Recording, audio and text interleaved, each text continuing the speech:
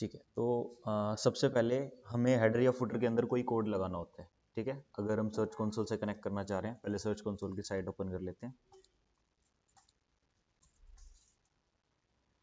ये मेरे पास होगी। ठीक है, अब मेरे को कोई भी नई प्रॉपर्टी ऐड करनी है तो यहाँ पे जाना है एंड देन लास्ट में आपको मिल जाएगा ऑप्शन इधर ऐड प्रॉपर्टी। हो गया, ये है डोमेन और ये है यूआरएल। आपको करना है यूआरएल, डोमेन में टाइम लगता है थोड़ा सा। ठीक है, एंड इसका यूज़ थोड़ा अलग है, अभी हम लोग थोड़ा बेसिक कर रहे हैं तो यूआरएल प्रीफिक्स ही हमें करना है स्टार्टिंग में। ठीक है, अब मेरी वेबसाइट का यूआरएल क्या है, ये कॉपी करना है, यहाँ पे डाल देना है।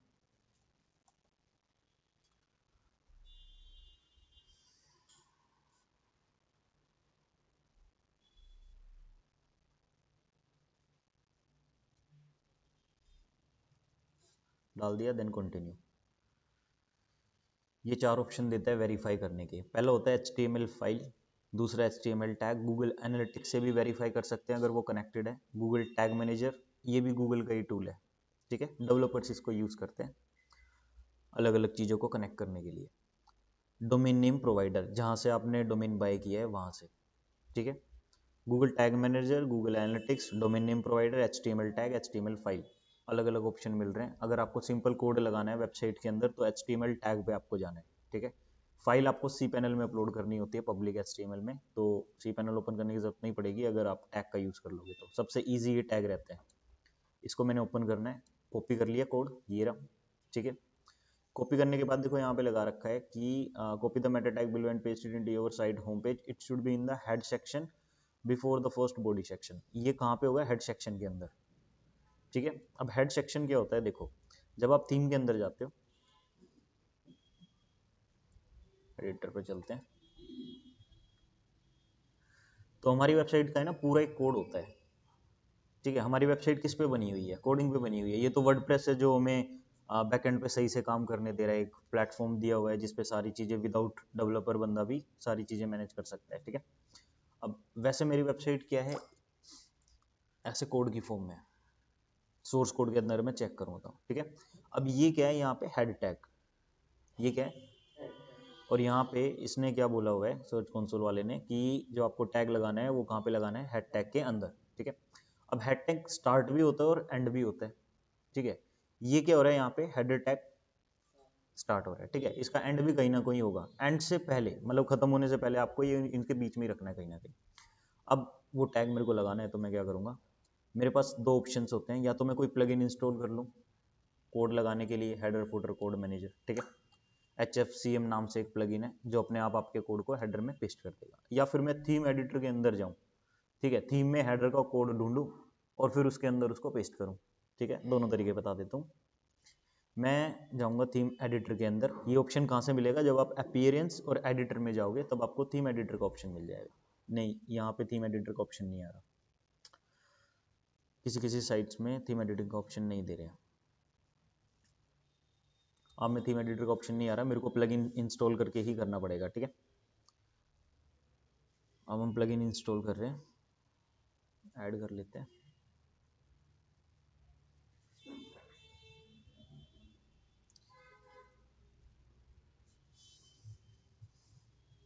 यहाँ पे सर्च करना है HFCM। ठीक है, हेडर फुटर कोड मैनेजर, इसको इंस्टॉल कर लेना है।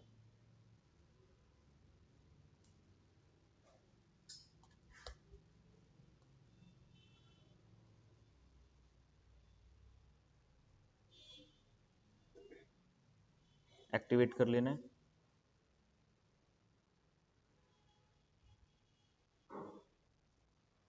ठीक है, अब साइड में ना आपको ऑप्शन मिल जाएगा, ये HFCM यहाँ पे आ गया। ठीक है, अब ऐड स्निपेट, ऑल स्निपेट मतलब अलग अलग ऑप्शन ये दे रहा है, आपको क्या करना है, ऐड करना है, क्योंकि अभी कुछ है नहीं इसके अंदर। अगर पहले से ही होता तो ऑल स्निपेट चेक करते, ऐड करना है। ठीक है, अब ये स्निपेट का नेम दे रहा है, मतलब आप किस नाम से इस कोड को लगाना चाह रहे हो। अब मुझे पता होना चाहिए ना कोड किस चीज़ का है, और ये किस चीज़ का है, गूगल सर्च कंसोल। तो मैं यहाँ पे क्या लिख दूंगा, simple Google search console. Snippet type HTML है, कोई दिक्कत नहीं है। ठीक है, साइट डिस्प्ले, ये क्या रहेगा, साइट वाइड। हेडर के अंदर जो भी कोड जाता है वो साइट वाइड ही होता है। ठीक है, बॉडी टैग क्या होता है, देखो तीन टैग हो गए हमारे पास। एक HTML टैग स्टार्टिंग में डॉग टाइप HTML जो स्टार्ट होता है, ठीक है, ये HTML tag dog type HTML, ठीक है, मतलब स्टार्टिंग इसके अंदर होगी, ठीक है, इसकी स्टार्टिंग और इसकी क्लोजिंग, ठीक है, फिर इसके अंदर क्या आएगा, HTML हेडर टैग, ठीक है, फिर आएगा बॉडी टैग, फिर आएगा फुटर टैग। पेज के अंदर तीन चीज होती है ना, हेडर, फुटर, हेडर, बॉडी और फुटर, तीन चीजें होती हैं। अब हेडर क्या है, पूरी वेबसाइट पे सेम रहता है, कॉमन रहता है, ठीक है, और पूरी वेबसाइट में ये आप किसी भी पेज पे जाके सोर्स कोड चेक करोगे, वहां पे हेडर टैग आपको मिलेगा ही मिलेगा, बॉडी टैग में मिलेगा और फुटर टैग में मिलेगा। लेकिन बॉडी क्या हो गया, बॉडी होता है किसी भी पेज का इंडिविजुअल कंटेंट, हेडर क्या होता है सब में सेम। इसीलिए वो क्या कह रहा है, ये जो कोड लगाना है आपको कहाँ लगाना है, हेडर में, ताकि पूरी वेबसाइट का डाटा वो ट्रैक कर सके। अगर आपने बॉडी में लगा दिया ना तो पता है क्या होगा, सिर्फ उसी पेज का डाटा ट्रैक होता रहेगा, ठीक है, तो इसलिए मैंने कहाँ पे लगा दिया, हेडर के अंदर। साइड वाइड ये रहेगा, मेरे को कोई दिक्कत नहीं है। अगर मैं चाहूँ तो स्पेसिफिक पोस्ट या पेज के बारे में भी क्या कर सकता हूँ, बता सकता हूँ इसको कि भाई मेरे को ये कोड सिर्फ इसी पे ही लगाना है। ये क्या होता है, जब हम ऐड रन कर रहे होते हैं तो भी वो क्या कहता है, पेज के हेडर में कोड लगाओ, ठीक है। अब भाई पेज के हेडर में कोड लगा दिया, पूरी वेबसाइट ट्रैक हो जाएगी। अब वेबसाइट में मान लो पहले से भी ट्रैफिक है और मैंने भाई गूगल एड या फेसबुक एड रन करें किसी चीज़ की, और मेरे को ट्रैक करना है कि ऐड से कितना ट्रैफिक आया, ठीक है ना। देखो जो एड्स वाले प्लेटफॉर्म है वो भी अपना स्टैट्स देते हैं, बट क्या होता है, क्लिक किया, उनके स्टैट्स में रिकॉर्ड हो गया, बंदे ने क्लिक करा है, हमारी साइट लोड नहीं ली, कुछ और हुआ, कुछ रिडायरेक्शन की एरर होगी जिसकी वजह से हमारी वेबसाइट पे वो यूज़र नहीं पहुंच पाया, तो उस डाटा का क्या करें, वो तो लूज हो गया ना। तो देखो एक हो गया वहां से जो डाटा मिला, एक हो गया वेबसाइट पे कितने एक्चुअल में लैंड करें लोग, ठीक है ना। तो स्पेसिफिक पोस्ट या पेज का फिर हम यूज़ करते हैं कि मैंने जिस पेज की भी एडर वगैरह रन करी होगी, मैं सिर्फ और सिर्फ उस पेज को ट्रैक कर सकूँ, ठीक है। और दोनों तरीके हैं, देखो ये तो गूगल सर्च कंसोल का कोड है, ये होता है सिर्फ ऑर्गेनिक के लिए, ठीक है, मतलब इसमें ऐसा नहीं होगा जो आपका सोशल मीडिया से कोई ट्रैफिक आ गया डायरेक्ट आपने किसी को भेज दिया, ये उसको ट्रैक ही नहीं करेगा। ये किसको ट्रैक करके बताएगा, सिर्फ और सिर्फ कि गूगल से सर्च करके कितने बंदे आपकी वेबसाइट पे आए हैं, ठीक है, SCRP पे जो रिजल्ट आ रहे थे उन पे कितना क्लिक करा है लोगों ने, ये उसका बताएगा, ठीक है। तो साइट वाइड रहेगा। एक्सक्लूड पेज, अगर मान लो मेरे को पूरी वेबसाइट पे ही रखना है ये, लेकिन कुछ पेज हैं जिन पे मैं नहीं चाहता ये उनको ट्रैक करे, ठीक है ना। भाई कुछ पेजेस हो सकते हैं, जैसे ऐसे पेजेस जो मैंने कभी क्रॉल ही नहीं करा रखे, ठीक है ना, मैं नहीं चाहता कि वो गूगल पे शो हो, ठीक है भाई। मान लो कि मैंने एक डेमो पेज बना रखा अपना टेस्टिंग वेस्टिंग के लिए, जिसपे मैं कोई भी नया पेज बना रहा हूँ, उसका डिजाइन मेरे को टेस्ट करना है, तो मैं इधर आके पहले उसको टेस्ट करता हूँ, सही लगता है तो फिर वो एलिमेंट उधर जाकर मैं यूज कर लेता हूँ, ये था। तो वो पेज मेरे को क्रॉल वगैरह करने की जरूरत नहीं होती, ठीक है, और उस पर क्या होता है, बार बार मैं ही जाता रहता हूँ, प्रीव्यू प्रीव्यू करता रहता हूँ, ठीक है ना। तो वो भी डाटा कहीं ना कहीं ट्रैक होता रहता है कि इस पेज पे इतने विजिट्स आए हैं, अब भले ही वो मैं ही क्यों ना हूँ। पेज जब बनाते हो कितनी बार प्रीव्यू करते हो पता होगा ना, है ना, कुछ भी अपडेट करा फिर प्रीव्यू, कुछ भी अपडेट करा फिर प्रीव्यू, तो ये क्या हो रहा है, बार बार विजिट्स आ रही हैं, व्यूज आ रहे हैं, तो उसको भी हम ट्रैक नहीं करना चाह रहे, तो यहाँ से हम क्या कर सकते हैं, एक्सक्लूड कर सकते हैं। एक्सक्लूड पेज, एक्सक्लूड पोस्ट, दोनों केस हम कर सकते हैं, ठीक है। लोकेशन क्या रहेगी, देखो मैंने आपको बताया हेडर फुटर, एक बॉडी टैग भी होता है, लेकिन ये वाला प्लगइन हमें बॉडी टैग का ऑप्शन नहीं दे रहा, ठीक है ना, क्योंकि बॉडी टैग में लगाना है तो जाके उस पोस्ट के अंदर ही लगा दो, है कि नहीं है, वहीं पे लगा दो, या फिर यहाँ से क्या कर लोगे, स्पेसिफिक पोस्ट सर्च कर लोगे और देन खत्म, काम खत्म, उसी पोस्ट के अंदर लग जाएगा। तो हेडर में हमारा रहने वाला है। डिवाइसेस की बात करें तो मोबाइल, डेस्कटॉप और जितने भी टाइप के डिवाइसेस होते हैं सब में ये रहेगा। स्टेटस की बात करें तो मेरे को एक्टिव रखना है, ठीक है। देखो ये ऑप्शन भी काफ़ी अच्छा है वैसे, मतलब हो सकता है कुछ कोड ऐसे हो मेरे को शॉर्ट टर्म के लिए लगाने हो, लॉन्ग टर्म के लिए नहीं लगाने, ठीक है ना। तो उस केस में भी यहाँ पे एक्टिव इनएक्टिव, मतलब ये नहीं होगा कि कोड पूरा हटाना पड़ जाए, ठीक है ना। जैसे साइट में कोई एरर आ रही है, पता चला ये इस कोड की वजह से एरर आ रही है, ठीक है ना, तो मान लो भी तो एक ही कोड लगाया सर्च कंसोल का और इनसे एरर्स नहीं आती, बट क्या होता है कई बार हम कई बार पिक्सल्स लगा रहे होते हैं, ठीक है, कहीं से कोई ऐड की स्क्रिप्ट हमें मिली, ठीक है, ऐड की स्क्रिप्ट वो नहीं जो एड्स रन करते हैं, ऐड की स्क्रिप्ट की जिससे अर्निंग होती है, ठीक है ना, उसकी स्क्रिप्ट हमने लगा दी। वेबसाइट की परफॉर्मेंस इंप्रूव करने के लिए हमने कोई स्क्रिप्ट लगाई थर्ड पार्टी, ठीक है ना, क्लाउड फेयर की कोई स्क्रिप्ट लगाई, तो उस केस में क्या होगा कि साइट पे एरर आ सकती है, पॉसिबिलिटीज हैं, क्योंकि 10-12 स्क्रिप्ट होने के बाद कोई ना कोई स्क्रिप्ट आपस में क्लैश करेगी, ठीक है। तो मैं फिर वन बाय वन ऐसा नहीं होगा उनको डिलीट करूंगा, क्यों डिलीट कर दिया फिर दोबारा मेरे को साइट खोलनी पड़ेगी, वहां से दोबारा स्क्रिप्ट कॉपी करनी पड़ेगी, फिर आगे पेस्ट करना पड़ेगा, तो मैं यहाँ से सिंपल क्या कर लूंगा, इनएक्टिव कर दूंगा और फिर साइट को रिलोड करके देखूंगा चली या नहीं चली, पता चल जाएगा कहाँ पे प्रॉब्लम है, ठीक है। तो ये भी ऑप्शन काफी अच्छा है। तो अभी मेरे को एक्टिव रखना है, सोच कंसोल का कोड पेस्ट कर दिया, कोड पेस्ट करने के बाद यहाँ से क्या करना है, सेव, हो गया, ठीक है। वार्निंग यूजिंग इम्प्रॉपर कोड और सोर्स ब्रेक योर साइट दिखा रहा है ना, अगर कोड में अगर उल्टी सीधी ऊंच नीच हो जाती है तो साइट ब्रेक हो जाती है, जो भी इनएक्टिव वाला एक केस समझा रहा था मैं, ठीक है। देखो कोड पेस्ट करने के बाद, पब्लिश होने के बाद ये एक और ऑप्शन देता है, ये शॉर्ट कोड, मतलब कि ये वाला कोड आपने क्या कर दिया कि मैं नहीं चाहता किसी पेज पे रहे, पोस्ट पे रहे, मैं जिसको जहां लगाऊंगा ये वहीं रन करे, ठीक है ना। एक होता है ना शॉर्ट कोड, जैसे कोई स्लाइडर वगैरह हमने क्रिएट करा या कोई प्रोडक्ट क्रिएट करा, उसका शॉर्ट कोड मिल जाता है, शॉर्ट कोड जहाँ लगाएंगे वो वहाँ पे दिखना स्टार्ट हो जाएगा। तो ये वही है कि इसका आपको शॉर्ट कोड भी मिल जाएगा यहाँ से, और इस शॉर्ट कोड को आप जहाँ पे भी पेस्ट करोगे वहाँ पे रन होना स्टार्ट हो जाएगा, ठीक है। ये भी ऑप्शन मिल जाता है बाद में, ये भी काफ़ी अच्छा ऑप्शन है। तो अभी तो मैंने सेव कर दिया है, देन मेरे को यहाँ पे जाना है सर्च कंसोल में, ठीक है। अब ये था कोड, था कॉपी हो गया, पेस्ट हो गया। अब यहाँ पे डन नहीं करना, कई बार क्या होता है जैसे यानी इतना छुपा रहता है, हमें लगता है कि खत्म, इसको ऊपर करोगे तो वेरीफाई का ऑप्शन आएगा, ठीक है। वेरीफाई करना है, अब ये चेक करेगा कि हेडर के अंदर वो कोड लगा या नहीं लगा। तो ये क्या कह रहा है, ownership verify, go to property. तो वही, अभी भाई कुछ है ही नहीं तो क्या ही दिखाएगा, खाली दिखाएगा सब कुछ, है ना। परफॉर्मेंस देखोगे, कुछ भी देख लेना, सब क्या आएगा अभी, बिल्कुल जीरो, ठीक है। और यहाँ पे मतलब बहुत सारी साइट्स हैं, आप जितनी भी साइट्स को यहाँ पे लिस्ट करोगे वो सारी की सारी क्या होंगी, यहाँ पे शो होनी स्टार्ट हो जाएंगे, ठीक है।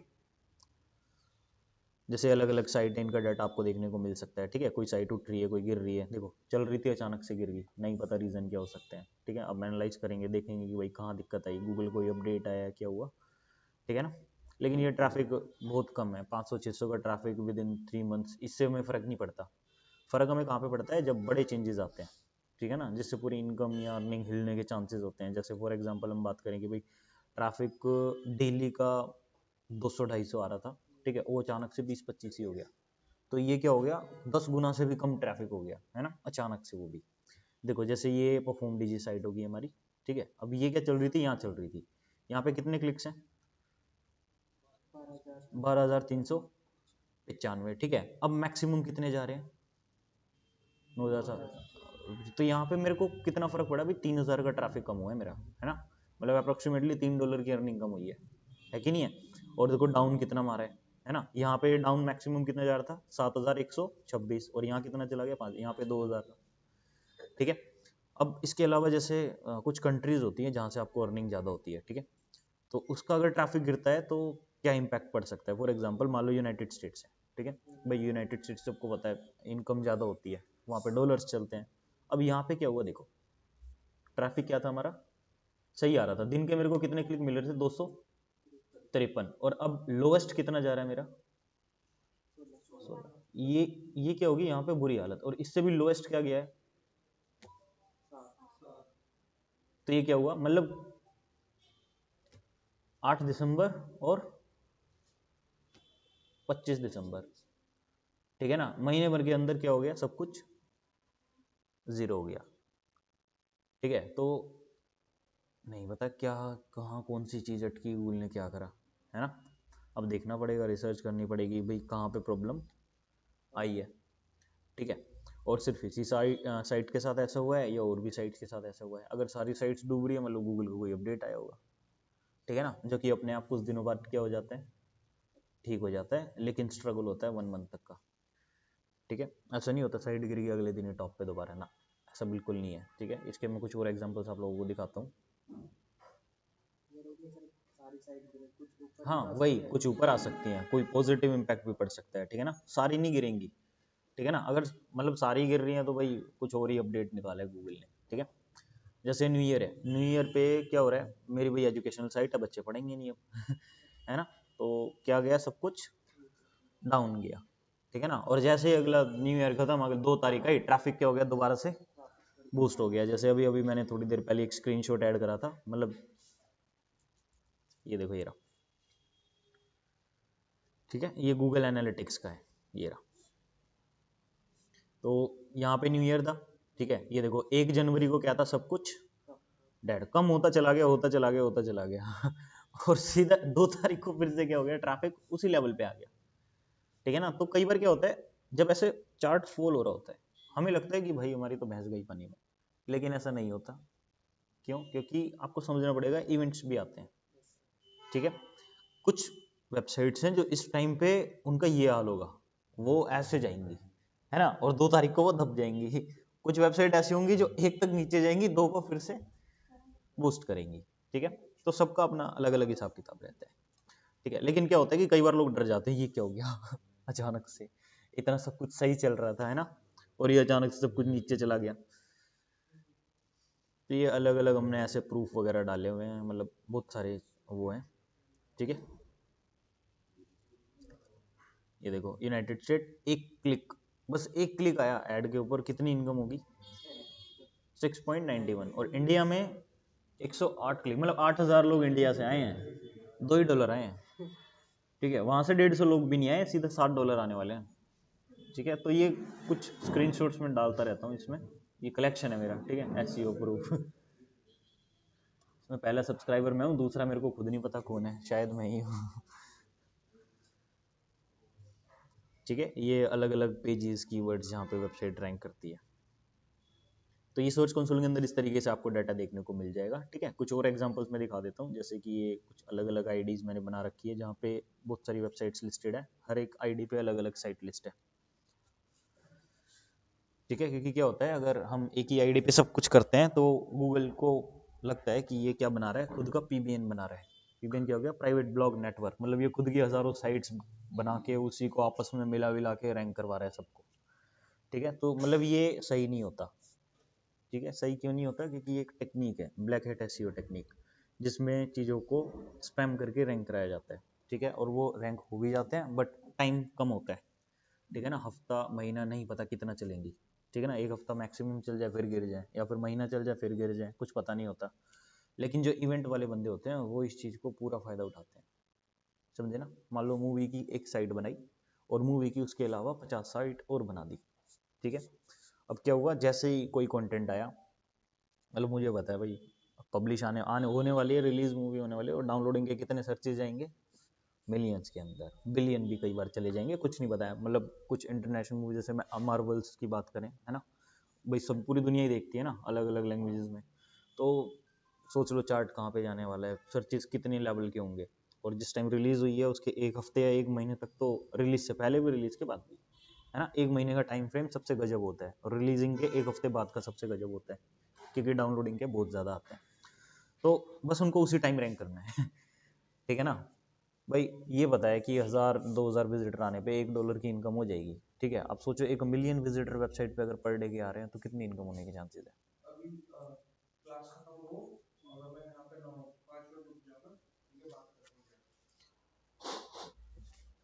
ठीक है, मान लो अगर 1 मिलियन ट्रैफिक डेली का आ रहा है तो $1000 की इनकम हो रही है एक दिन की, ठीक है ना। मतलब मोटा मोटी 80-82 हज़ार रुपये हो जाते हैं, ठीक है।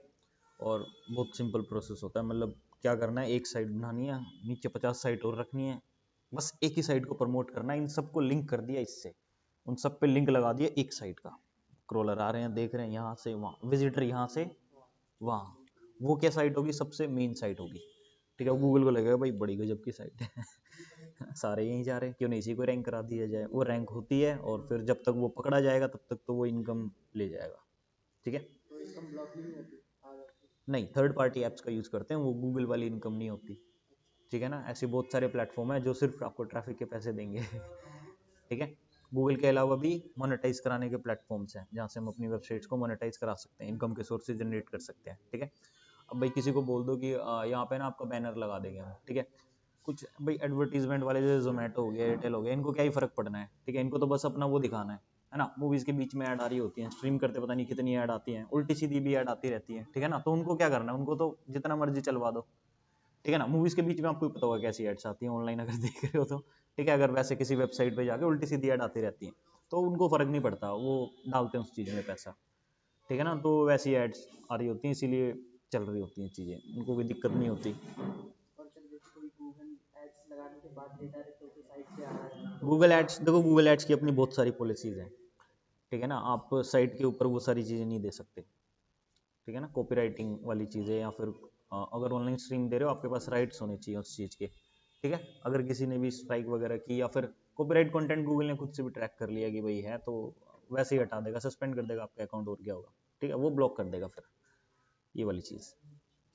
अब देखो ये साइट थी बहुत बढ़िया चल रही थी चल रही थी चल रही थी, और क्या हुआ, अचानक से था ठीक है, मतलब इसको अगर हटा दे तो बहुत अच्छा चार्ट दिखाई देगा है ना, हम खुश थे, अच्छी चल रही अच्छी चल रही है, अचानक से क्या हो गया, गिर गई, ठीक है। लेकिन ये स्टार्टिंग में डरना नहीं होता इन चीज़ों से कि गिर रही है उठ रही है, बात होती है जब 10,000 का ट्रैफिक आ जाता है तब एक लेवल आता है हमारा, ठीक है।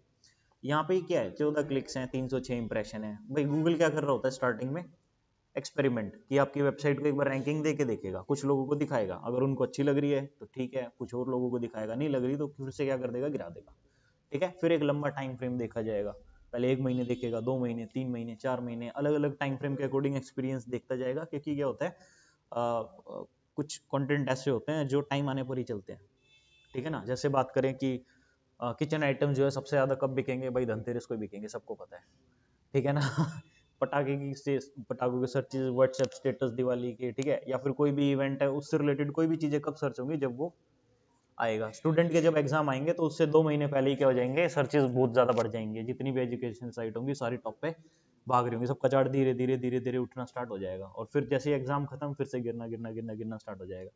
तो ये क्या हो गया, गूगल अलग अलग टाइम फ्रेम के अकॉर्डिंग एक्सपेरिमेंट करके देखता है कि इसकी वेबसाइट को कब और कहाँ पे किन लोगों को दिखाना है, तो ये ऐसे गिर रहा है उठ रहा है इनसे फर्क नहीं पड़ता, ठीक है ना। अब लोगों को धीरे धीरे अपनी ऑडियंस बिल्ड करनी है, ठीक है, फॉलोवर वगैरह आपके आते रहते हैं, जब वेबसाइट पे ट्रैफिक वगैरह आएगा वहाँ पे लिंक्स वगैरह लगा दो अपने प्लेटफॉर्म्स के, ठीक है, और सोशल मीडिया भी थोड़ा काम करोगे तो ऑडियंस आई जाएगी धीरे धीरे, ठीक है। और जब वो इवेंट या फिर वो जो चीज़ जिसके लिए भी आप कंटेंट डाल रहे हो वो आएगी, आपकी वेबसाइट उस टाइम पे अपने आप क्या हो जाएगी, रैंक हो जाएगी। जैसे मेरा महात्मा गांधी का एक ब्लॉग है 100 वर्ड्स का, छोटा सा, ठीक है।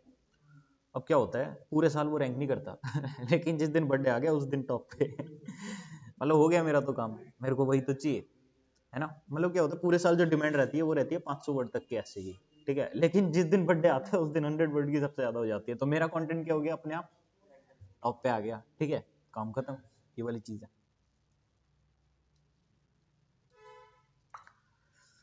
चलो, तो सोच कंसोल में अलग अलग डाटा आपको देखने को मिल जाएगा। लास्ट क्लास में थोड़ा मैंने बताया भी था, पेजेस, कंट्रीज, कौन से कीवर्ड है, डिवाइसेस में कितना क्या आ रहा है, ठीक है, सर्च अपीयरेंस में सारी चीज़ें आपको यहाँ पे मिल जाएगा, हर एक डाटा, ठीक है। अगर रैंकिंग गिर रही है तो हम देख भी सकते हैं कि भाई मोबाइल में कोई पेज गूगल ने हटाया है या फिर डेस्कटॉप पे गूगल ने कोई पेज हटाया, मतलब रैंकिंग किसकी वजह से गिरी है, ठीक है। कई बार क्या होता है मोबाइल के कुछ पेजेस किसी भी चीज़ की वजह से मोबाइल में उनकी लेआउट बिगड़ रही है, ठीक है, नहीं कोई नया प्लगइन इंस्टॉल करा हमने, वर्डप्रेस में सिंपल कोई अपडेट किया, वर्डप्रेस को अपडेट किया, प्लगइन अपडेट किया, पीएचपी वर्जन को अपडेट किया, ठीक है, नहीं पता कौन सी चीज़ गड़बड़ कर जाए, ठीक है ना। देखो हम इन चीज़ों में घुस रहे हैं तो गड़बड़ तो ये लगा लो साथ लेके चल रहे हैं, गड़बड़ होगी होगी, ठीक है, कभी कोई चीज़ परफेक्ट होगी नहीं, ठीक है ना, बस जुगाड़ मारते चलना है हर बार कि ठीक हो गई, चलो ठीक है, एरर दोबारा आएगी आएगी, क्यों, प्लगइन्स अपडेट आएंगे, वर्डप्रेस के अपडेट आएंगे, पीएचपी के अपडेट्स आएंगे, वो रुकने से रहा, ठीक है ना, फिर गूगल के अपडेट अलग आएंगे, ठीक है ना, चाहे वेबसाइट डेवलपमेंट हो या एसईओ कुछ भी हो, अपडेट हर जगह आएंगे, पूरी डिजिटल मार्केटिंग अपडेट के ऊपर चल रही है, ठीक है। तो फिर कमियां ढूंढनी है भाई, कहाँ पे प्रॉब्लम आ रही है, स्टैट से आपको बताएंगे कि कमी एक्चुअल में कहाँ पे है, ठीक है, डिवाइस के अंदर, पेज के अंदर, ठीक है, किसी कंट्री में आपकी रैंकिंग हटी है, देखो यहाँ पे क्लिक्स क्या थे, इस पर्पल लाइन से नीचे चल रहे थे, ऐसा यहाँ अचानक से क्या हो गया कि इसके चिपक के चल रही है देख रहे हो, यहाँ से चिपकना स्टार्ट हो गई, ठीक है। अब देखो कि भाई ऐसा क्या हुआ है ना, कुछ पता नहीं चलेगा, लेकिन ढूंढोगे तो मिल जाएगा। पर्पल लाइन है इंप्रेशन, कितने लोग देख रहे हैं, कितने लोग क्लिक कर रहे हैं, ठीक है। देखो इस पर क्लिक किया तो यहाँ साइड में आ जाएंगे इंप्रेशन हमारे 75,000 ये, और उधर रहते हैं क्लिक 5,000, 10,000, 15,000, बराबर नहीं होते 75,000 इंप्रेशन, 75,000 क्लिक नहीं, इंप्रेशन की उधर है, मतलब इंप्रेशन इधर है, क्लिक्स उधर है। हम्म, हाँ वही तो चीज़ है, मैं तुम्हें यही तो समझा रहा हूँ, देखो 150,000 और 10,000, ये देखो ये इंप्रेशन से ऊपर क्लिक नहीं गए वो सिर्फ चार्ट आपको ऐसा दिख रहा है ना, लेकिन नंबर्स अगर आप यहाँ पे देखोगे ना, ये कि देखो कितनी बड़ी फिगर है यहाँ पे, 150,000, ठीक है, 10,000, ठीक है ना, मतलब जो एवरेज चल रहा होता है अचानक से क्लिक के एकदम क्या हो जाते हैं, बाउंस हो जाते हैं। इसमें जैसे कुछ ये वाला एग्जांपल मतलब सबसे गजब रहेगा इसमें, देखो अगर मैं ये कुछ जैसे सूर्य साड़ी वगैरह की अगर मैं खोल के दिखाऊँ आप लोगों को, साइड से भी तो इतनी सारी है, दिमाग खराब हो जाता है। एक मिनट इसको देख लेते हैं क्या चल रहा है। इसमें तो डेड ही है मामला, ये जा चुका है असल में क्लाइंट। एक मिनट रुको, इसका देखते हैं। ठीक है, ये देखो क्लिक्स कभी यहाँ कभी यहाँ कभी यहाँ। ठीक है, एक है निर्माल्या।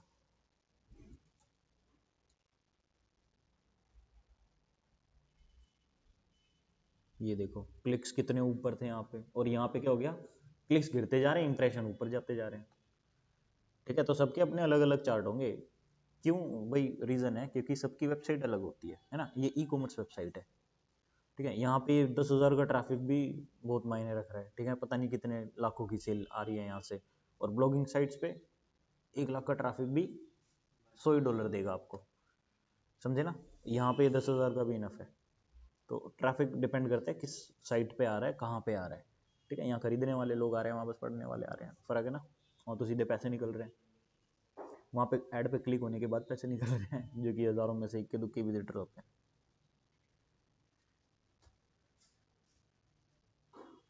चलो, सर्च कंसोल कैसे कनेक्ट करना है मैंने बता दिया। गूगल एनालिटिक्स हम कनेक्ट करके नहीं दिखा पाएंगे बिकॉज ऑफ ये एक सब डोमेन है। क्लियर है?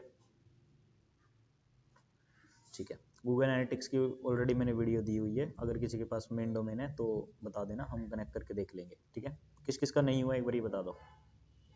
नहीं हो गूगल एनालिटिक्स या सर्च कंसोल, दोनों ही नहीं हुए? दोनों ही नहीं हुए तुम्हारे? आए नहीं थे? हाँ भाई, रिकॉर्डिंग मैंने भेजी हुई है ग्रुप पे, देख ली? अच्छा, तबीयत खराब थी, आज देख लेना। ठीक है, और किस किस का क्या कनेक्ट हो गया? दोनों ही नहीं हुए? बड़े स्माइल के साथ बताया। अच्छा, नहीं हुए? क्या बात है, काम करने के मूड में नहीं हो क्या? हुए नहीं या करे ही नहीं? दो ही चीजें होती हैं। Yes sir. दोनों चीजें। मैंने पूछा है, मैं बता नहीं रहा। हुए नहीं या करे नहीं? हाँ तो ये बोलो ना, करे नहीं। क्या वेबसाइट नहीं है क्या? फिर किस लिए बनाई है वो?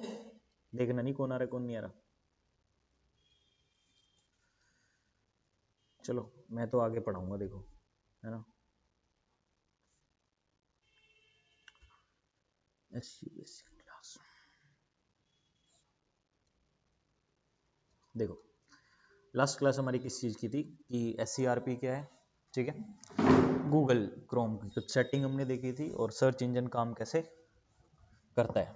ठीक है, बस कुछ नहीं, एक इमेजेस देख लेते हैं और रिवीजन हो जाएगी पूरी की पूरी, है ना। तो इमेजेस ये रही हमारी, कहाँ पे गई? एक तो ये, नहीं ये तो बिल्कुल नहीं है, ये। ठीक है, ब्राउज़र क्या हो गए? क्रोम, मोजिला, ओपेरा, यूसी, ये सारे ब्राउज़र्स होते हैं। इनके अंदर हमारे को क्या मिलते हैं? Search engine, Google, Yahoo, Bing. ठीक है, अलग अलग सर्च इंजन हमें मिलते हैं। सर्च इंजन पे कुछ भी सर्च करते हैं तो SCRP पे ले जाता है, सर्च इंजन रिजल्ट पेज जिसको हम बोलते हैं। अगर इन रिजल्ट्स पे क्लिक करते हैं तो हम कहाँ पहुंच जाते हैं? वेबसाइट्स पे पहुंच जाते हैं। ठीक है, और वेबसाइट का जो डाटा हमें शो होता है वो कौन दिखाता है? हमारा यूजर एजेंट, ब्राउजर।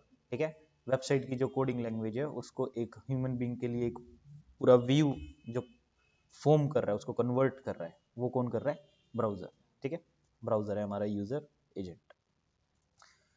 अब SCRP पे जब जाते हैं तो क्या क्या चीजें होती हैं? ऊपर 4 ऐड आ रखे होते हैं। ठीक है, नीचे 3 ऐड होते हैं, बीच में बाय डिफॉल्ट ऑर्गेनिक रिजल्ट कितने होते हैं? 10 होते हैं। क्रोम सेटिंग्स है हमारे पास, हम बढ़ा भी सकते हैं, घटा भी सकते हैं, कंट्री चेंज भी कर सकते हैं ना, सब कुछ ऑप्शन है। साइड बार जिसको हम नॉलेज पैनल बोलते हैं। ठीक है, यहाँ पे भी गूगल कोई भी सेलिब्रिटी, फेमस पर्सनैलिटी, ब्रांड्स वगैरह, इनकी इंफॉर्मेशन पहले ही दिखा देता है कि यूजर को वेबसाइट पे ना जाना पड़े। ठीक है, 2 टाइप के रिजल्ट थे, rich snippet, featured snippet. Format सबका सेम ही है, URL, टाइटल, डिस्क्रिप्शन, नीचे बस रेटिंग, लिंक और क्वेश्चन ऐड हो जाते हैं, डिपेंड ऑन गूगल कितना हमारी वेबसाइट को समझ पा रहा है। फीचर्ड स्निपेट में कंटेंट पहले आएगा पैराग्राफ, टेबल या पॉइंटर की फॉर्म में। उसके बाद URL, टाइटल क्या रहेंगे? इसकी तरह सेम रहेंगे, बस डिस्क्रिप्शन ऊपर उठ के चलेगी एक तरीके से। फीडबैक का ऑप्शन मिलता है क्योंकि कई बार क्या हो जाती है, गलतियां भी हो जाती हैं। सर्च इंजन काम कैसे करता है? 3 चीजें, क्रॉलिंग, इंडेक्सिंग, रैंकिंग पहले ढूंढेगा, एक लिस्ट बनाएगा, फिर उनको अरेंज कर देगा, फर्स्ट पे कौन आएगा, सेकंड पे कौन आएगा, 10th पे कौन आएगा। ठीक है, अब करते हैं कीवर्ड रिसर्च। कीवर्ड क्या हो गया? सबसे पहले कोई भी इक्का दुक्का या बड़ा सा सेंटेंस, ठीक है, जो सर्च कर रहे हैं गूगल पे, वो क्या हो गए? कीवर्ड हो गए। सिर्फ गूगल पे नहीं, चाहे कहीं पे भी आप कुछ भी सर्च कर रहे हो, वो क्या हो गया? कीवर्ड हो गया, है ना। मान लो मैं गूगल पे गया, मैंने सर्च कर लिया डिजिटल मार्केटिंग, ये क्या हो गया? कीवर्ड। मैंने सिर्फ सर्च करा डिजिटल, ये भी क्या हो गया? कीवर्ड। मैंने तो पूरा सर्च कर लिया डिजिटल मार्केटिंग इंस्टीट्यूट, प्रशांत विहारा, कोटक महिंद्रा बैंक, ये भी क्या हो गया? एक कीवर्ड हो गया। ठीक है, तो कीवर्ड छोटा भी हो सकता है, बड़ा भी हो सकता है। इसके क्या हो गए? दो टाइप हो गए, शॉर्ट टेल और लॉन्ग टेल। छोटा कितना छोटा? 3 वर्ड या 3 से कम। लॉन्ग टेल 4 वर्ड या 4 से ज्यादा। ठीक है, डिजिटल मार्केटिंग इंस्टीट्यूट 3 ही वर्ड है, शॉर्ट टेल कीवर्ड है, डिजिटल भी, डिजिटल मार्केटिंग भी, तीनों शॉर्ट टेल है। Digital marketing institute in Prashant Vihar, in that lane भी तंबूरा, मतलब लॉन्ग टेल 4 वर्ड या 4 से ज्यादा क्या हो गया? लॉन्ग टेल कीवर्ड हो गया। दो ही टाइप के कीवर्ड होते हैं। ठीक है, अब मान लो कि लोग कैसे कैसे होते हैं जो कीवर्ड सर्च करते हैं। ठीक है, मान लो ये है। ठीक है, अब आपको घर से यहाँ पे आना है, आपको नहीं पता था कि यहाँ पे कोई डिजिटल मार्केटिंग इंस्टीट्यूट है, आपका मतलब आप सर्च कर रहे हो बिकॉज आपको कोर्स करना है। ठीक है, या फिर ट्रेनिंग लेनी है, जो भी करना है, तो आप क्या सर्च करोगे? कोर्स नियर में। ठीक है, तो इसके अलावा और क्या सर्च कर सकते हो? Free digital marketing course. ठीक है, नियर मी के अलावा और क्या लिख सकते हो? हाँ बिल्कुल, नहीं एड्रेस तो पूरा नहीं यस, जाके हम रह रहे हैं, हाँ द्वारका लिख सकते हैं, द्वारका लिख सकते हैं। द्वारका नहीं तो मैं पूरी दिल्ली लिख सकता हूँ, वरना फिर प्रशांत विहारी लिख सकता हूँ, है ना। या फिर मेरे को पता हो वहाँ पे आइडिया हो कि हाँ पीतमपुरा में कोई था, चलो वहीं का लिख दिया, है ना। तो क्या हो गया? मैं किसी भी सिटी, प्लेस, स्टेट, मतलब कुछ भी, किसी भी जगह का नाम लिखूंगा, है ना। या तो मैं नियर में लिख दूँ, या फिर मैं किसी भी जगह का नाम लिख दूँ। ये होता है लोकल इंटेंशन, क्योंकि लोकल एरिया में हमें वो चीज़ें चाहिए। ठीक है ना, तो सर्च करने वाले टाइप्स के लोग होते हैं, 5 टाइप के लोग होते हैं। तो पहला क्या हो गया? जो लोकल बंदे हो गए, है ना, मतलब जिनको नियर मी चाहिए, या फिर किसी पर्टिकुलर जगह पे ही कोई चीज चाहिए। अब जरूरी नहीं है कि नियर मी और मतलब सिर्फ इंस्टीट्यूट ही सर्च होते हैं, नहीं। मान लो मैं यहाँ से कहीं, मान लो यूएसए ही जा रहा हूँ, या फिर मैं कहीं अपना राफ्टिंग वाफ्टिंग करने जा रहा हूँ, ठीक है ना। तो क्या होगा? मैं उस जगह के बारे में सर्च करूंगा ना, है ना। सर्च क्या करूंगा कि वहाँ पे मेरे को होटल चाहिए, रूम चाहिए, ताकि इसमें स्टे कर सकूं। ठीक है, वहाँ पे राफ्टिंग कौन सबसे बढ़िया दे रहा है, तो उस एरिया का सर्च कर रहा हूँ, कहाँ पे बैठ के, यहाँ पे। ये भी लोकल के अंडर में आएगा, क्योंकि इसमें क्या आ रहा है? जगह का नाम आ रहा है। ठीक है, तो ये हो गया लोकल इंटेंट वाले कीवर्ड, जिसमें भी प्लेस या नियर में लग जाए। ठीक है, और क्या इंटेंट हो सकते हैं? मान लो आप हो, ठीक है, आप किसी वेबसाइट पे कुछ खरीदना चाह रहे हो, तो आप क्या सर्च करोगे? मान लो ये पानी की बोतल खरीदनी है, क्या सर्च करोगे? वाटर बोतल लेनी, भाई क्या सर्च करोगे? इतना क्या सोचना है, बस वाटर बोतल लिख दोगे। हाँ, साइट्स आ जाएंगी वाटर बोतल। ठीक है, अब वाटर बोतल पे आ गया, व्हाट इज वाटर बोतल। ठीक है, प्लास्टिक वाटर बोतल्स है ना। अब क्या लिखोगे?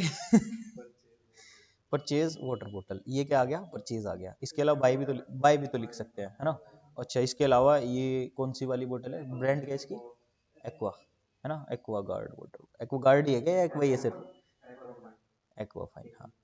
ठीक है, तो मैं क्या लिख सकता हूँ? 20 रुपीज एक्वा वाटर बोतल है ना। डिटेल में भी जा सकता हूँ चीजों की, है ना।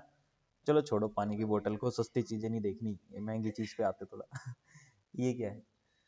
एलईडी है, कौन सी है? कलर क्या है?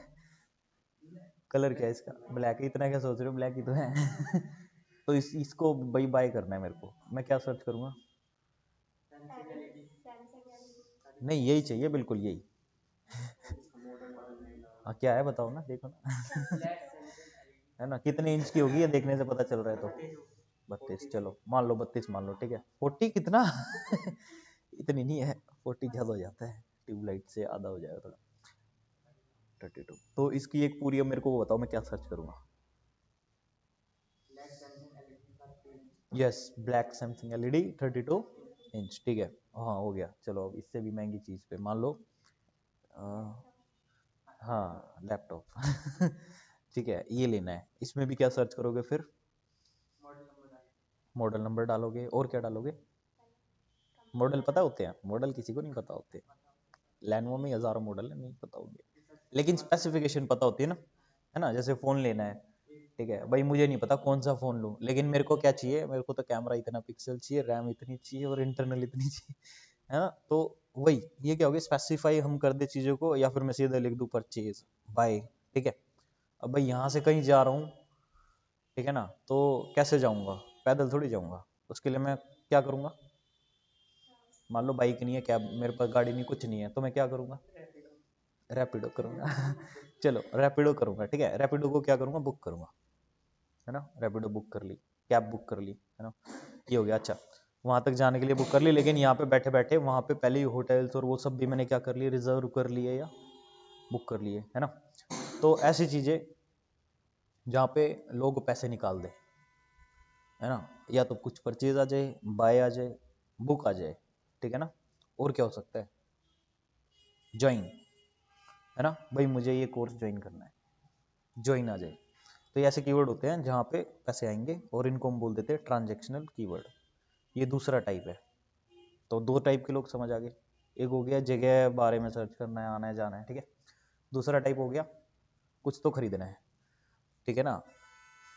जरूरी नहीं है कई बार बाय लगे, मैं इसीलिए डिटेल में जा रहा था। कई बार जो हम लिखते हैं स्पेसिफाई करके, ठीक है ना। मान लो कि भाई मैंने ले लिया सैमसंग का ये वाला मॉडल इन ब्लैक कलर 32, मतलब 32 नहीं, कितना मेगापिक्सल, 68 65 कितना होता है, 64, हाँ 64 मेगापिक्सल कैमरा, ठीक है, ब्लैक कलर में, और भाई इंटरनल 256 पूरा लिख दिया फ़ोन के बारे में, क्योंकि मैंने तो सब पढ़ लिया था, यूट्यूब पे हज़ारों वीडियो देख ली कि यही लेना है। तो स्पेसिफाई जब करोगे तो भी वो किसके अंदर आ जाएगा? बाइंग के अंदर आ जाएगा, कि ये खरीदना चाह रहा है, तभी तो इतना डिटेल में जा रहा है ना। तो ये हो गया ट्रांजेक्शनल, ये भी किसके अंदर आ गया? ट्रांजेक्शन, या तो स्पेसिफाई हो जाए या फिर खरीदने वाले वर्ड्स के नाम लिख दे, ठीक है। अब तीसरे इंटेंट पे आते हैं, ठीक है। अब मान लो ये मेरे को लेनी थी, ठीक है, लेकिन मुझे नहीं पता ये कैसी है, तो मैं क्या चेक करूंगा? स्पेसिफिकेशन तो चेक करेंगे ही करेंगे, उसी को देख के तो डिसाइड करा, लेकिन अब और क्या चेक करते हैं लोग खरीदने से पहले? क्या चेक करते हैं? प्राइस तो चेक करेंगे, बिल्कुल करेंगे। और क्या होता है? एक होता है ना, किसी से सलाह ले लो, सलाह ले लो थोड़ी क्या होता है वो? कंपैरिजन हो गया, हाँ चलो ये भी अच्छा है, कंपैरिजन हो गया। और क्या हो सकता है? हाँ ठीक है, सिंपल सी चीज़ है, रिव्यू नहीं देखोगे क्या रिव्यूज देखोगे ना, किन लोगों ने खरीदी है, उनका क्या एक्सपीरियंस रहा। ये वर्ड नहीं आया तुम्हारे दिमाग में कंपैरिजन, प्राइस, सब कुछ घुमा दिया, रिव्यू नहीं आया दिमाग में। सबसे पहले वही सर्च करते हो। ये ईयरफोन या माइक भी लोगे ना, उसमें भी रिव्यू सर्च करोगे कौन सा सही है ना। तो रिव्यू सर्च करते हैं, है ना, कंपैरिजन सर्च करते हैं, वेरिएशंस वगैरह देखते हैं कि भाई इस ये वो इसमें इन दोनों में से बढ़िया कौन सा है फ़ोन, ठीक है। या फिर ये ब्लैक कलर का बढ़िया रहेगा या ब्लू कलर का कई बार ये भी प्रॉब्लम आ जाती है ना, सारी चीज़ें सेम होने के बाद। तो इनको हम क्या बोल देंगे? इन कीवर्ड्स को हम बोल देंगे कमर्शियल इंटेंट, ठीक है। जहां पे यूजर करता है रिसर्च, ठीक है, मतलब ढूंढ रहा है, रिव्यू नहीं देख रहे, चलो कंपैरिजन नहीं देख रहे, वो सीधा देख रहा है टॉप या बेस्ट, ठीक है ना। टॉप 10 स्मार्टफोन अंडर 50,000, है ना, best digital marketing institute Delhi, कुछ भी हो, मतलब वो रिसर्च कर रहा है। अभी उसने ना ज्वाइन करना है ना उसको जाना है, वो सिर्फ क्या कर रहा है? देख रहा है उसको लेनी है या नहीं लेनी, ठीक है। वो चीज जो उसने देखी वो सही है या नहीं, वो पता लगाएगा। तो पता लगाने वाले जितने भी कीवर्ड होंगे वो सारे कौन से हो जाएंगे? कमर्शियल इंटेंट ठीक है।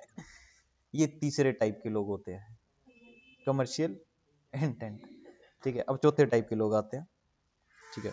अब मान लो भाई ये हो गया वो हो गया। कुछ लोग होते हैं जो थोड़े पढ़ाकू टाइप होते हैं है ना, किसी चीज की, मान लो पढ़ाकू क्या हो गया, अब एग्जाम आ रहे हैं, ठीक है, एग्जाम आ रहे हैं, तो हम क्या करेंगे? हम क्या सर्च करेंगे? समरी सर्च कर सकते हैं, ठीक है। या फिर कुछ लोग होते हैं कि एक बार पूरे को डिटेल से ही पढ़ मार ठीक है, ठीक है। तो बिल्कुल ऐसे वर्ड जिसकी कोई सेंस ही ना बने ठीक है, या फिर जिसमें हिस्ट्री इतिहास सब कुछ खुल जाए, जिसमें बहुत बड़े बड़े कंटेंट आ जाए, वो कौन से होते हैं? Informational intent. या फिर पूरी WH फैमिली, जिसपे लोगों को डेफिनेशन जानी है, व्हाट इज, हाउ टू, मतलब जिसमें एक होता है ना अंदर की वो मिटाना है कि भाई जानना है क्या है, क्यूरियोसिटी खत्म करनी है अंदर की कि व्हाट इज, हाउ टू, जितने भी है, या फिर बिल्कुल सिंगल वर्ड मैंने डाल दिया माउस, ठीक है, गूगल पे। अब माउस में तो भाई चूहा भी दिखा देगा, ये भी दिखा देगा, और पता नहीं क्या क्या दिखा देगा, है ना। तो जितने भी कीवर्ड होंगे बहुत छोटे, जिससे कुछ क्लियर ही ना हो, क्लियर ही ना हो। मैंने लिख दिया लैपटॉप, अब बताओ लैपटॉप से मैं क्या चाह रहा हूँ, ठीक है। मान लो तुम गूगल हो, सारे के सारे गूगल हो, ठीक है, सारे अपना दिमाग लगाना। मैंने गूगल पे सर्च कर दिया लैपटॉप, मैं क्या चाह रहा हूँ,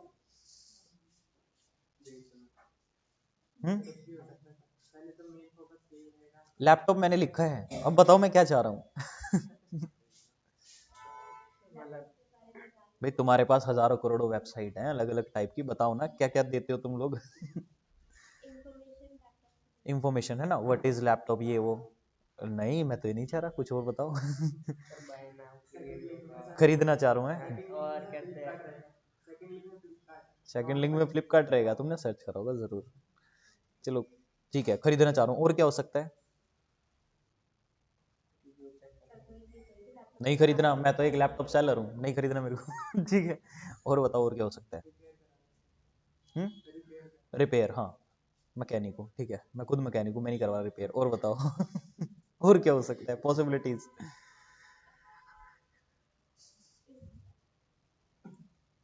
अलग अलग चीजें आ गई ना, ठीक है। तो बस वही चीज है, जैसे तुम बौखला रहे हो वैसे गूगल भी बौखलाता है, ठीक है। वो ऐसे कीवर्ड्स पे बहुत बड़े बड़े कंटेंट दिखाएगा, या फिर बहुत बड़ी साइट जिस पे सबसे ज्यादा लोग विजिट करते हैं ऐसे कीवर्ड दिखने के बाद, ठीक है। जैसे अमेजोन फ्लिपकार्ट साइट्स होगी, विकीपीडिया होगी इवन, ठीक है। तो ऐसी साइट्स छोटे कीवर्ड्स पे रैंक करती है। इसीलिए कहते हैं कि छोटे जो वर्ड होते हैं उन पे सर्चेज होते हैं बहुत ज्यादा, है ना, बहुत ज्यादा, मतलब बहुत ज्यादा। ठीक है, लाखों करोड़ों सर्चेज जाते हैं छोटे वर्ड्स के ऊपर, है ना। बट कुछ पता नहीं होता ऑडियंस किस टाइप की है, तो ऐसे कीवर्ड को टारगेट करना एक बेवकूफ़ी होती है। क्यों? क्योंकि एक तो रैंकिंग लाना इम्पॉसिबल है अगर आपकी वेबसाइट नहीं है। रैंक कौन करेगा? जो ऑलरेडी बड़ी साइट्स हैं छोटे कीवर्ड्स के ऊपर, ठीक है। और ट्रैफिक का भी पता नहीं होगा कि भाई कौन सा आएगा, कौन से लोग आएंगे हमारी वेबसाइट पे, ये भी नहीं पता, है ना। तो ये क्या हो गया, सर्चेस बहुत ज्यादा है, तो इनको ये नहीं देखना कि हमें इतने लोग सर्च करते हैं, 1 करोड़ लोग सर्च कर रहे हैं, तो इसमें से 10 लाख तो मैं ले ही लूंगा अगर कहीं नीचे भी रैंक कर गया तो। ऐसी सोच नहीं रखनी। क्योंकि नहीं पता कौन से लोग हैं। आप मान लो आप कोई टेक की वेबसाइट बना दो और लैपटॉप में सारे दुनिया भर के लैपटॉप डाल दो और पता चले कि ऑडियंस ही पता नहीं कौन कौन सी आ रही है, ठीक है, आ रहे हैं फिर बैक कर रहे हैं, एक्सपीरियंस खराब हो रहा है, क्यों? उनको चाहिए कुछ और, तो आपके वेबसाइट में कुछ और है, ठीक है। तो कभी टारगेट नहीं करते ऐसे कीवर्ड, क्योंकि डिफिकल्टी बहुत ज़्यादा होती है, सर्च वॉल्यूम भी बहुत ज़्यादा होता है। बट जो साइट्स होती हैं जो पूरे लंबे चौड़े कंटेंट देती हैं, हिस्ट्री टाइप या फिर व्हाट इज, या फिर पूरा एक्सप्लेन करती हैं कि लैपटॉप क्या है, उसको किसने स्टार्ट करा, कितना क्या था, ठीक है ना। लैपटॉप ही दुनिया भर के लैपटॉप्स, दुनिया में जितने मॉडल हैं सारे के सारे जहाँ अवेलेबल हो, जैसे अमेजोन फ्लिपकार्ट पे ऑलमोस्ट 80-90% मॉडल्स के हैं वहाँ पे अवेलेबल है, स्टॉक इतना अवेलेबल है, तो वो चीज़ भी शो हो जाती है क्योंकि भाई कंटेंट इतने लार्ज अमाउंट में है कि नहीं है। तो इस वजह से भी वो रैंक हो जाते हैं। तो छोटे बंदों के लिए तो रैंक होना मुश्किल है। तो जो इंफॉर्मेशनल कंटेंट होते हैं उसमें दो टाइप की चीजें आएंगी। एक तो बिल्कुल छोटी सी चीजें, ठीक है। अगर मैं बोल दूं मनी, मनी से आप क्या समझोगे? समझ नहीं, स्पोर्ट नहीं समझ आया, लोन, लोन तो चाहिए लेकिन क्या, क्या तुम लोन देते हो या लोन मेरे से लोगे, मतलब क्या, नहीं समझ आ रहा ना, ठीक है। लोन के बारे में क्या देखना है भाई, car loan, laptop loan, home loan, क्या लेना, नहीं समझ आ रहा, ठीक है। तुम खुद एक बैंक हो या क्या हो, आई डोंट नो, या एजेंट हो, नहीं पता। तो या तो छोटे वर्ड या फिर WH फैमिली, ठीक है। चाहे मैं what is digital marketing search करूं या फिर how to learn digital marketing search करूं, मैं कुछ भी सर्च करूं, वो सारा का सारा क्या आ जाएगा, इंफॉर्मेशनल इंटेंट में, ठीक है। तो समझ आ गया कीवर्ड का इंटेंट, चौथे वाला इंफॉर्मेशनल इंटेंट, ठीक है। एक हमारे पास अब लास्ट बच गया, जहां मेरे को जाना है मैं वही सर्च कर लूंगा, ठीक है। मान लो आपको कोई चीज अमेजोन से लेनी है, तो आप क्या सर्च करोगे, ठीक है। मान लो बोया का माइक अमेजोन से लेना है, गूगल पे क्या सर्च करोगे? गूगल पे बता रहा हूँ क्या सर्च करोगे, अमेजोन के ऐप के अंदर नहीं, ठीक है ना। ये माइक आपको लेना है तो गूगल पे क्या डालोगे? बोया माइक अमेजोन, लास्ट में क्या लिखोगे? अमेजोन, है ना। भाई मैंने देखा नहीं फ्लिपकार्ट पे तो कम प्राइस है, तो मैं क्या लिख दूंगा, बाय बोया माइक फ्लिपकार्ट। ठीक है, लेकिन फिर एक और देखा टाटा क्लिक तो उससे भी कम दे रहा है है ना। तो मैंने क्या करा उसका नाम लिख दिया, है ना। फिर मेरे को पता चला कि नहीं, मीशो तो ईएमआई पे दे रहा है है ना। तो मैंने क्या करा फिर मीशो मतलब किसी भी वेबसाइट का किसी भी चीज का नाम लिख दिया, ठीक है। और नाम लिखने से क्या हो गया, मैंने नेविगेट कर दिया। तो इन कीवर्ड्स को भी हम क्या बोलते हैं, नेविगेशनल कीवर्ड। कि मैंने यूज मतलब बता दिया मैंने गूगल को कि मेरे को कहाँ पे विजिट करना है, ठीक है। अब भैया आप हमारे इंस्टीट्यूट में आ रहे हो, ठीक है। अब आपको हमने बोला कि वेबसाइट पे जाके फॉर्म भर दो, है ना। कौन सा फॉर्म भर दो, सर्टिफिकेशन फॉर्म भर दो, है ना। तो आप क्या करोगे, digital marketing certificate the digital society, यही सर्च करोगे, है ना। लास्ट में हमारा नाम लिखोगे, तब क्या हो जाएगा, रिजल्ट में वो वाला फॉर्म आ जाएगा टॉप पे, ठीक है। या फिर कोई चीज सर्च कर रहे थे किसी वेबसाइट पे, ढूंढ ढूंढ के पागल हो गए, नहीं मिल रहा, सीधा क्या कर दोगे, उस वेब जो पढ़ रहे थे, जो कंटेंट आपको चाहिए था उस कंटेंट को लिखोगे और उस वेबसाइट का आगे नाम लिख दोगे, वो आ जाएगा, है ना। जैसे मान लो मेरे को नाउन या प्रोनाउन या ग्रामर का कोई भी टॉपिक सर्च करना है, मैं आगे अपनी वेबसाइट का नाम लिख दूँ तो मैं अपनी वेबसाइट के रिजल्ट्स देखूंगा मोस्टली, है ना। तो नेविगेशनल कीवर्ड ये किसी से कोई लेना देना नहीं होता, इनको कभी टारगेट नहीं किया जाता। आपकी जो ऑडियंस होगी वही यहाँ पे आएगी और सर्च करेगी। कई बार जो टूल्स होते हैं जिन पे हम कीवर्ड रिसर्च करते हैं, कीवर्ड रिसर्च देखो किस तरीके से होती है, एक बिल्कुल सिंपल कॉन्सेप्ट है, ज्यादा सर्च वॉल्यूम होना चाहिए कीवर्ड का, कम से कम डिफिकल्टी होनी चाहिए, उनको हम अपनी वेबसाइट पे यूज करेंगे, ठीक है ना। जैसे कि अगर मैं बात करूं top digital marketing institute, best digital marketing institute, दोनों कीवर्ड एकदम सेम है, दोनों का सेंस सेम है, बट मैं टारगेट किसको करूंगा, जिसको ज्यादा लोग सर्च करेंगे, ठीक है। अब ज्यादा किसको सर्च कर रहे हैं वो मेरे को नहीं पता, वो किससे पता चलेगा, टूल से पता चलेगा, गूगल कभी नहीं बताएगा। गूगल कीवर्ड प्लानर एक टूल है जहाँ पे वो एस्टिमेशन देता है, वो सिर्फ उनको बताता है जो एड स्पेंड कर रहे होते हैं, ठीक है। तो ये मतलब रहता है, और जो ज़्यादा होगा मैं उसको टारगेट कर लूंगा, लेकिन वही फिर कंपटीशन वाली चीज़ आ जाएगी, है ना। भाई टॉप वाले को तो सारी टारगेट करके बैठे हैं, वहाँ तो नंबर ही नहीं आने वाला, है ना। तो फिर मैं बेस्ट वाले पे चला जाऊंगा, मैंने टारगेट कर दिया और रैंकिंग आ जाएगी, काम खत्म, है ना। तो इसी तरीके से कुछ ऐसे कीवर्ड होते हैं जिनको टारगेट नहीं करना होता, ठीक है। नेविगेशनल टाइप के ही वो कीवर्ड हैं जिनको हमें टारगेट नहीं करना, या फिर जो इक्के दुक्के वर्ड होते हैं इंफॉर्मेशन वाले। अगर आपकी साइट मैंने बताया कैसी होनी चाहिए, बड़े कंटेंट देने वाली साइट है तो आप टारगेट कर सकते हो, जहाँ पे आप एक बहुत बड़ी वेबसाइट लेके चल रहे हो उसको, ठीक है। अगर छोटी वेबसाइट है तो आपको टारगेट नहीं करना। और अगर बात करें नेविगेशनल की, अगर बंदा जाना ही अमेजोन पे चाह रहा है या फिर वो लोन लेना ही HDFC से चाह रहा है, तो ICICI का बैंक वहाँ पे कैसे आ जाएगा, है ना। अगर बंदा लिख रहा है पर्सनल लोन HDFC, तो वो ICICI की वेबसाइट पे क्लिक क्यों करेगा, कर भी दिया तो क्या हो जाएगा, फिर से बैक चला जाएगा, है ना। तो लेकिन इन कीवर्ड पे ना सर्चेज होते हैं, है ना। मतलब ब्रांड नेम के ऊपर भी सर्चेज होते हैं, और कुछ SEO जिनको टारगेट करके बैठ जाते हैं वो SEO होते हैं बिगनर्स। तो इसलिए मैंने आपको पहले ही थोड़ा सा समझा दिया है कि आपको क्या टारगेट नहीं करना है, ठीक है। देखो किस तरीके से, अगर मैं सर्च करता हूँ शूज Amazon, ठीक है। अब ये जब मैंने सर्च करा तो एक गूगल की एक्सटेंशन है, मतलब गूगल क्रोम एक्सटेंशन है उबर सजेस्ट नाम से। अगर आपको एक्सटेंशन ऐड करनी है तो सबसे पहले आपको सर्च करना है गूगल क्रोम एक्सटेंशन, ठीक है। ये प्ले स्टोर की तरह गूगल का स्टोर है, ठीक है। मतलब जो हमारा ब्राउजर है उसके अंदर हम अलग अलग एक्सटेंशन यूज कर सकते हैं, एप्स की तरह काम करती है जैसे फोन में एप्स होते हैं, ठीक है। और ये हमारा प्ले स्टोर हो गया एक तरीके से।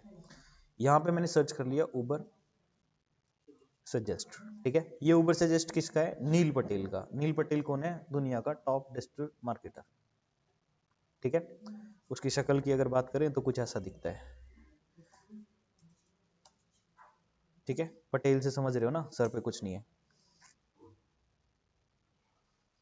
ठीक है। ये टूल इसने बनवाया हुआ है उबर सजेस्ट, पता होना चाहिए, मैंने बता दिया।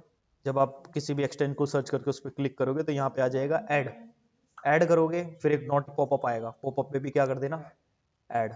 डाउनलोड होगी अपने आप ऐड हो जाएगी। ऐड करने के बाद होता है पिन, पिन क्या हो गया, ऐसे यहाँ पे जब क्लिक करोगे इस वाले इस पे, ये जो दिख रहा है, मतलब ऐसे पिन नहीं होगा तो हट जाएगा, यहाँ से पिन करोगे तो यहाँ पे दिखेगा, ठीक है। मर्जी है, कुछ टूल्स होते हैं जो बिना दिखे भी काम चल जाएगा, जैसे उबर सजेस्ट की एक्सटेंशन मैंने लगा ली, अगर ये नहीं भी दिख रही तो काम चल जाएगा।